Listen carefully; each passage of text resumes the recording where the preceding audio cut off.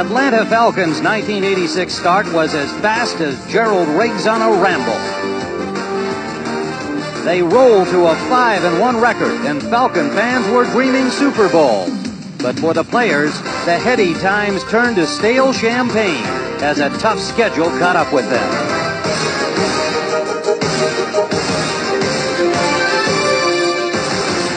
In Miami, a frustrated Dan Marino could only share Don Shula's disgust as the Dolphins floundered to a 1-4 start. But last Monday night, Miami knocked off the high-flying Jets, and the juices were flowing again in the Orange Bowl.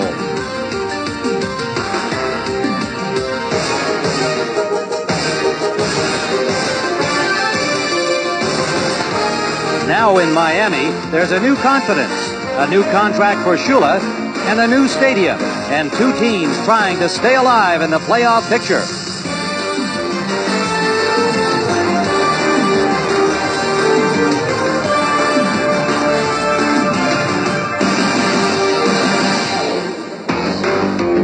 The hope stops here in the Orange Bowl, Miami, Florida, where the Atlanta Falcons meet the Miami Dolphins. Temperatures 80 degrees at 4 o'clock here in Miami. Breezy, some cloud around, and still a chance of showers. Good afternoon, everybody. Tim Ryan and Terry Bradshaw here in Miami, and the Atlanta Falcons, Terry, coming in at 5-6-1. And last week, with Turk Schonert at the controls for the injured David Archer, shut out by San Francisco, and they gave up 8 sacks along the way. Coach Dan Henning says, can't let that happen here in Miami if they're still thinking playoffs. That's true, and one of the things that has to happen today for the Falcons is they have to do the thing they do best, and that's rush the football. They're the number 2 rushing football team in the National Football League, and today they're going against the number 26 ranked team against the rush, and that's the Dolphins. So it's a perfect matchup, and the kind of offense they need to generate is on the ground. Look for them to do it. Well, the Dolphins on Monday night against the Jets got their rushing game going for the first time this season to go along with the passing of Dan Marino. Well, Lorenzo Hampton with 148 yards rushing. They've only been averaging 94 yards rushing this year. Balance is something they've looked for here in Miami, but in the past, the balance has been Duper on the right, Clayton on the left, Marino throwing both sides. Today, look for them to come out and do the thing they do best to win this game, and that's throw the football. Remember, folks, the loser is going home early. Dan Marino will start the Miami offense with instructions from Don Shula. He'll be signed to a 3-year contract, and he'll face a Falcons defense put together by Marion Campbell, Mike Gann, the rookie Tony Casillas, and Rick Bryan. And the linebackers, Wilkes, Buddy Curry, John Rady, and Joel Williams. And in the secondary, James Britt will replace Crudup on the left corner, who's out with a calf pull. The rookie Robert Moore with Brett Clark and Scott Case. David Crudup not even dressed today, and on the opening play, Scott Case, the starting cornerback we just mentioned, number 25, evidently shaken up. And for the Miami Dolphins today, the running mate of Duper, Mark Clayton, out with a shoulder injury, and his place taken by the veteran Nat Moore. Hampton, Woody Bennett, the running backs, and Bruce Hardy, the tight end. Offensive line, John Giesler, Roy Foster, the all-pro Dwight Stevenson, Larry Lee, and Greg Cook, the former Green Bay Packer, at right tackle. And that line has had to undergo a number of shuffles since the beginning of the season due to injury. Just now, Coach Shula feels starting to get it together. Stamps, it's one of those guys that says the problem we've had is not the confidence I have, but the confidence they have in me.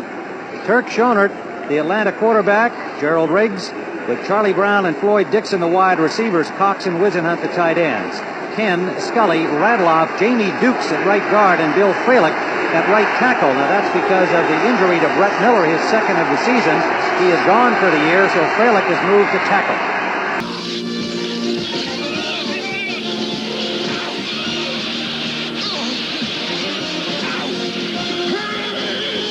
TNT presents Super Football Saturday.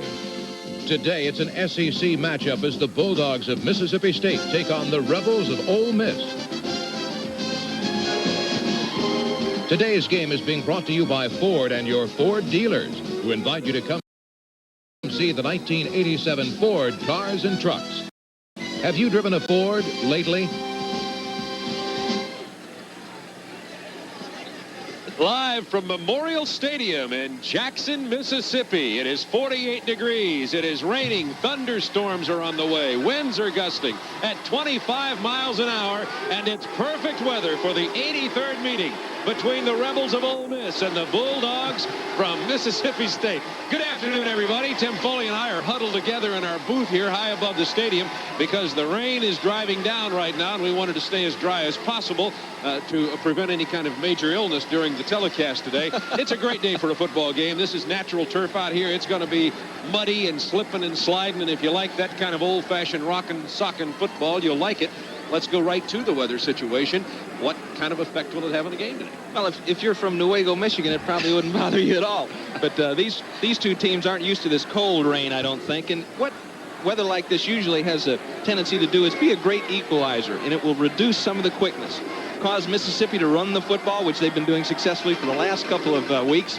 And it might slow down Don Smith a little bit from Mississippi State. Speaking of that, Ole Miss, one of the best defenses in the Southeastern Conference. And how are they going to match up against this Don Smith-led Mississippi State offense? Well, it really is Don Smith. Back SDS is the term that they're talking about. Political this week. action group. Back in the old days, that's what it was. Now it means stop Don Smith.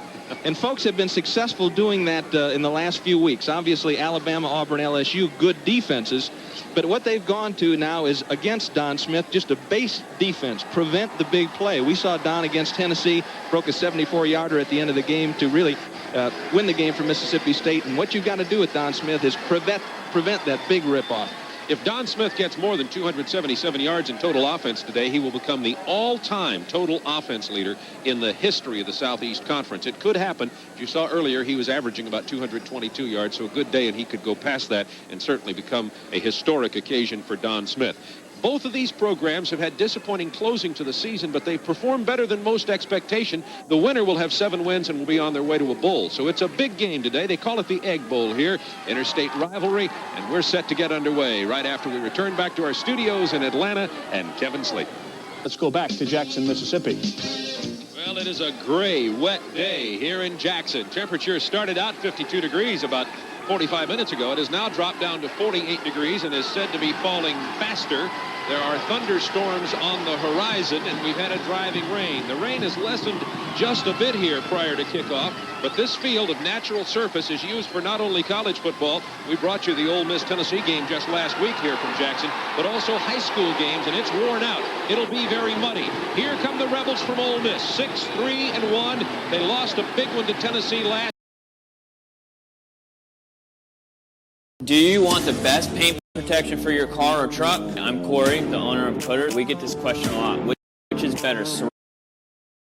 Last week, they had been considered for the Bluebonnet Bowl, the Liberty Bowl, and there are still some slight possibilities there. The winner of this game will most probably, however, go to the Independence Bowl in Shreveport, Louisiana, and it's been quite a while since these teams have gone bowling.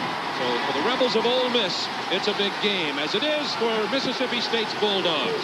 They are 6-4, off to a great start in the SEC, but then losers of their last 3 games to LSU, Alabama, and Auburn. It's been a very good season overall, however, for first-year coach Rocky Belker. And there goes Bully, the Mississippi State Bulldog mascot. The rain doesn't seem to bother him at all. We'll find out who the Mudders are when we return to Memorial Stadium. Here comes another. They call this the Egg Bowl. This series started in 1901, but it was so bloody. There were so many fights between players and students and fans that both schools got together and decided that maybe if they could award a trophy of some nature, it could calm this series down. And so they made a gold-shaped football back in 1927, and that's why they call this the Egg Bowl. The winner gets that trophy. Bill Smith, the kicker for Ole Miss, made the tackle, and Mississippi State goes on offense after the 25-yard return. Don Smith, 277 yards away from becoming the all-time total offense leader in the history of the Southeastern Conference, and a supporting cast that needs to play better for him to be able to be a successful leader of this team. An offensive line that's been beset by injuries. Tom Good is the best player there at the center, but that has been a problem for this football team. Injuries to the Mississippi State offensive line. Peters, the junior junior out of Tucker. He was tackled by number 80, Wesley Walls, the defensive left end. You'll notice Lester Brinkley's name at left tackle. Brinkley has moved in place of Mike Fitzsimmons, the defensive leader, who is injured. He is playing with a pinched nerve. We'll probably see Fitzsimmons some. Herod, the leading tackler on the team at the linebacker position. Jeff Noblin, an academic All-American and a scholar athlete, is the leader of the secondary for Ole Miss. So the Ole Miss offensive team, led by number 14, Mark Young. Their big play threat is J.R. Ambrose, but he has not been making as many big plays as they need out of him late in the season. Mark Young, however, is improving as a young quarterback, particularly in the passing game. Ricky Myers is playing against his brother Jerry Myers, who's a wide receiver for Mississippi State. The bookend tackles for the Ole Miss offensive line, a pretty good offensive line, particularly when they run the ball. Here's that Mississippi State defense, and they just gave up 12 yards on that run, and they are vulnerable against the run. The big burden of responsibility on the shoulder of Gary Frank. He weighs 295 pounds, but he's a new nose guard as of this year, and he's had problems there. The linebackers, led by Cedric Corse, who is the leading tackler on this team. Asa Bennett has been playing very well. He's a redshirt freshman from Madisonville, Texas.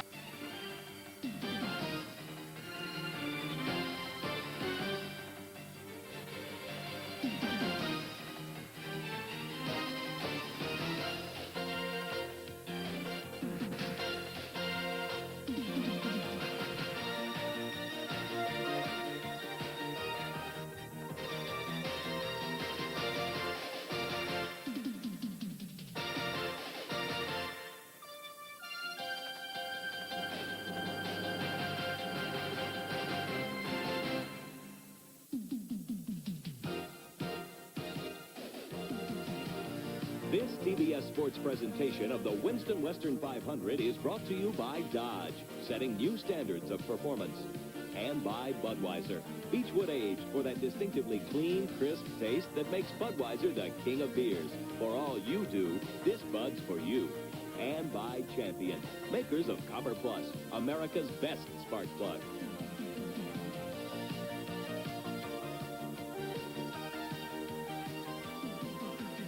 Hello, everyone. I'm Dave Despain. We're at the STP Pit Communications Center, and it is a momentous occasion at Riverside International Raceway. Through 28 races, the Winston Cup title contenders have played it close to the vest. They've worried about finishing. They've emphasized consistency, because that's what it takes to win the championship. Now, Dale Earnhardt has locked up the title. 42 drivers are ready to pull out the stops and try to win this season's finale. They have 42 individual motivations, but one they all share, and that is money. Positions 2 through 20 in the final series standings will be determined right here today. The point fund bonuses for that, $1.1 million. Add $370,000 in race prize money, plus all the other bonuses still up for grabs. And the total on the line here today, $1,842,500. You're about to watch the richest stock car race ever run. Now, let's meet the guys who are going to start at the front of the pay window line. Standing by with our pole sitter, 50-year veteran motorsports reporter, here's Chris Economaki. Well, Tim Richmond, first of all, congratulations on that brilliant qualifying run. We know, of course, you came here to win the race, but what are your other objectives in this 500 today? Yeah, the main objective, Chris, is to try to finish ahead of that car sitting right over there. About 5 positions would be worth about $200,000 to me. So we're trying to move from third in the point standings to second, and a win would sure help in that category. We'll be watching, and good luck to you. Now across pit road to my colleague Jerry Garrett with a man in that car. Well, it's Darrell Waltrip, and Darrell's job is to keep Tim out of second place in the points and first place in the race. And Darrell, do you think Tim's lap was a fluke, or do you think you can beat him? Well, he's a good road racer, and I beat him here in June, and it was close just by a car length. It'll be about that way this time. Way it goes. It's been a very emotional scene down here in the pits as Darrell bids farewell to his crew on his last ride for Junior Johnson. And now the man who will call all the action today in the booth, our Ken Squire. Well, thank you, Jerry. Working with us today is Phil Parsons. And Phil, I think the big story here is the breaking up of a lot of great racing alliances. The Junior Johnson team with Neil Bonnet and Darrell Waltrip, this is their last race. The Billy Hagan team with Terry Labonte that won the national championship the last time they fly their colors. And several other teams will see the last time out here today. I think so, Ken. The big thing is that these guys, irregardless of the money, want to go out as winners. And we'll find out who's going to win before this afternoon is over. Right now, let's take a look at the course over which they'll participate. Riverside is a 2.62-mile, 8-turn road course. You start with the start-finish line. It's a third gear. You're in third gear. Just after the start-finish line, you change into fourth gear for turn one. Turn one is a fast left-hander, about 130-40 miles an hour. You have a little short shoot down to turn two, which starts the S's. Turn two is a right-hander, about 120 miles an hour. The S's you take wide open. You try to straighten them out and take them wide open at about 130-40 miles an hour. You then go to turn six, which is an uphill right-hander, very slow corner, about 50-60 miles an hour. You have a little short shoot down to turn eight. Turn 8 is off-camber right-hander, extremely difficult corner to negotiate, very slow, about 30 miles an hour. Then you go down the long back straightaway. You're in second gear there. You change to third gear and fourth gear through the kink, about 170 miles an hour to the long sweeping turn 9. Turn 9 is a very difficult corner to negotiate, very long, and you're back to the start-finish line. And now let's take a look at the starting lineup for this 26th annual Winston Western 500 as the field moves around turn number 6. In row number 1, Tim Richmond, the 1982 winner. And alongside will be Darrell Waltrip, the winner in 1979 and 1980. For row number 2, Ricky Rudd, the 1985 winner in the Bud Moore Ford, and Jeff Bodine, the 1984 winner in the Hendrick car. Row 3, Bill Elliott, who won this race in 1983, and Terry Labonte, the 84 Winston Cup champion. For row 4, it's a two-time winner. Richard Petty is there, and the 1986 national champion of the Richard Childress Chevrolet, that's Dale Earnhardt. Row 5 is Bobby Allison, a three-time winner of the event, and alongside is Joe Ruttman in his Buick. Row 6 will be Rusty Wallace, and beside Wallace comes Neil Bonnet. Going to row number 7 for today's race, Morgan Shepherd is there, and beside him comes Mark Martin, who again has qualified well. In row 8 is Derek Cope from Washington and Kyle Petty. Row 9 is Jim Bound of Salem, Oregon, the brother of Chuck Bound and Bobby Hillen Jr. In row 10, it'll be Dave Marcus and Terry Petras from Bakersfield, California. Row 11 is Jim Robinson and Mike Waltrip. Row 12, Harry Gant and Rick Wilson. Row 13, the three-time Indy winner, Al Unser and Benny Parsons of Bellevue, North Carolina. Row 14, Ken Schrader and Ruben Garcia are there. Row 15 for today's race, Buddy Baker in his Oldsmobile, and Herschel McGriff, who leads in the Winston West Standards. In row 16, Bill Schmidt, former Winston West champion, and Jimmy Means from Alabama. Row 17 is Glenn Struer and Buddy Arrington. Row 18, the veteran road racer and teacher, Jim Fitzgerald from the Atlanta, Georgia area, and George Fulmer is back, the old Can-Am champion, ready to go. Row 19, Chad Little of Spokane and Ted Kennedy of California. Row 20 today is Rick McRae and Ron Esau of Lakeside, California. And row number 21, provisional starters, are Alan Kulwicki from Wisconsin in his Ford and Johnny Krebs of Rockland, California in an Oldsmobile. 42 starters today, battling for $404,000, 311 7/10 of a mile, 119 laps, 60 laps will mark the halfway point of this race on this 2.62-mile course. They're halfway around before we get down to a start today and get this last race, the 29th and final event, underway here at Riverside, California. Field getting ready to move to turn number 8 now. Tim Richmond's qualifying lap of 118.247 earned him the pole and broke the 7-race streak dominated by Darrell Waltrip and Terry Labonte in qualifying here at Riverside. And the old record of Waltrip's, 116.782. He broke his own record, that record dating back to 1983, and then 1 hour later, Richmond really plastered one of the record books. Tim Richmond winning $30,000, the Bush Pole Award for 86. He won 8 poles in the season. He tied his teammate Jeff Bodine. He had better second-place finishes to put it all together. Pace car is bringing the field down as we start the Winston West here at Riverside, California. The 60th road race in NASCAR Winston Cup Grand National history. It dates all the way back to Linden, New Jersey in 1954 when Al Keller won a race in a Jaguar owned by the old band leader Paul White. It's a whole new look today. A grand finish to the season, battling for 2nd through 10th in the standings. A lot of resolution to be made here. About $2 million at stake. Here comes the pace car.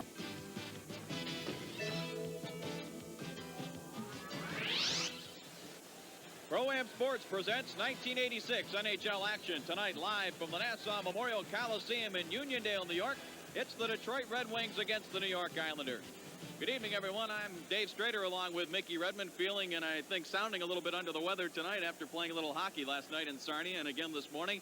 But Mick, the Detroit Red Wings and the New York Islanders both have played 12 games this season, and I think before the season started, people would have been surprised to think that these two clubs would have the same record, 6-5-1, going into this contest tonight. Surprised probably, David, but as everybody knows now, I think they're taking the Detroit Red Wings very seriously. The Islanders have been in a rebuilding process. They've really changed a lot of bodies on this team.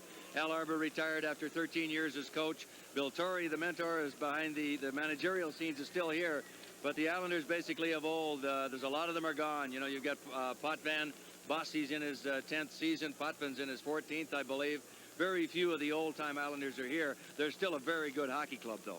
The Detroit Red Wings did not play a particularly good game Wednesday night at the Joe Louis Arena, but they'll take it. Tainted goal and all in overtime by Doug Shedden. A very big victory for the Red Wings. No question about it. I think a lot of people around were just saying that last year a lot of the breaks went against the hockey club. Although they say in this game you make your own breaks, and that's the way it goes. But, you know, it's one of those things that happens on the spur of the moment, bang, bang. And I spoke to Dougie Shedden earlier tonight about it. He said, hey, you know, you'll take 50 like that, no problem. But listen, the breaks go your way. You take them as you get them. They outplayed the Rangers, I thought, in parts of the game. And then, you know, it was unfortunate they gave up the late goal. But it's 2 points, and that's all you look at. They just announced a couple of the lineup changes here in New York, and they announced that Eddie Johnstone is back in the lineup for the Detroit Red Wings. He received a cheer. Of course, he's been called up from the farm club in Adirondack. Bob Probert has been sent down. Well, Probert, I thought, was struggling with the Red Wings. He really wasn't having the greatest of ease in playing out there, playing on a fourth line, and he was struggling. He's down in the Adirondacks to get some skating time and to see if he can't just hone his game a little bit. He's a good, tough kid, and I'm sure he'll be back. On Johnstone's behalf, it's nice to see him back. He's a veteran. He just said to me before the hockey game, he said, what player wore 3 different jerseys with the New York Rangers one year? I said, it's got to be you. He's a character. He scored 11 points in 12 games, and you can see him out there tonight. He'll be jumping up and down the ice, and, of course, New York is like a second home for Eddie Johnson, so I'm looking forward to seeing him. The Detroit Red Wings have lost only 1 game in their last 6. We'll see if they can keep that going tonight. Stay tuned. We have the opening face-off upcoming, the Detroit Red Wings and the New York Islanders. Pro-Am Sports coverage of the National Hockey League is brought to you by Highland Superstores. Highland, everything you never expected from an appliance store, with everything you need to make your sports viewing more enjoyable. By Stroh's and Stroh Light. Now you're talking good times, and Stroh's is spoken here. And by your neighborhood True Value hardware stores. More than just a name, it's their way of doing business. The game that counts, the pressure mounts, the kickoff's almost here. Now you're talking football. Now you're talking beer. Now you're talking good times, and Stroh's is spoken here. Stroh's, fire brewed for smooth, consistent taste. Now you're talking Stroh's. Now you're talking beer. Now you're talking good times, and Stroh's is spoken here. What? 2,000 yards? Listen, I'll have to call you right back. Wish these folks in Denver use TMC. Hi. Oh, we use TMC long-distance service. They use AT&T lines, Bell equipment, and I can call anywhere in the United States or Michigan. Plus, an independent research firm rated TMC first with best rates. Now, you want 200 yards? TMC just saved us both a lot of money. TMC, 358-2020. It's a quality T140. The Detroit Red Wings have come to pass, and that means the Pass Stadium Club is going to the Red Wing games this season. On Wednesday, November 19th, the Wings face off against the New Jersey Devils. The package includes a $12 reserve seat, a Red Wing program with press notes, a Red Wing pennant, and a post-game party with beer, pop, munchies, and some of the players, all for only $16.50 a person. To order tickets, send check or money order to Pass Stadium Club, 500 Stevenson Highway, Troy, Michigan, 48083, or call Pass at 583-7600. Hello again, everyone. Dave Strader along with Mickey Redmond live here from the Nassau County Coliseum as we take a look at tonight's starting goaltender for the Detroit Red Wings, Glenn Hanlon. You see his record, his goals against average of 2.26 is second in the National Hockey League. Among goaltenders, his save percentage also second, up around 92%. And Kelly Rudy starting for the New York Islanders. Record of 5-4-0, a 3.31 goals against average. Bob Hall, you get a look at him there, the referee for tonight's game. He steps between Sean Burr and Pat LaFontaine.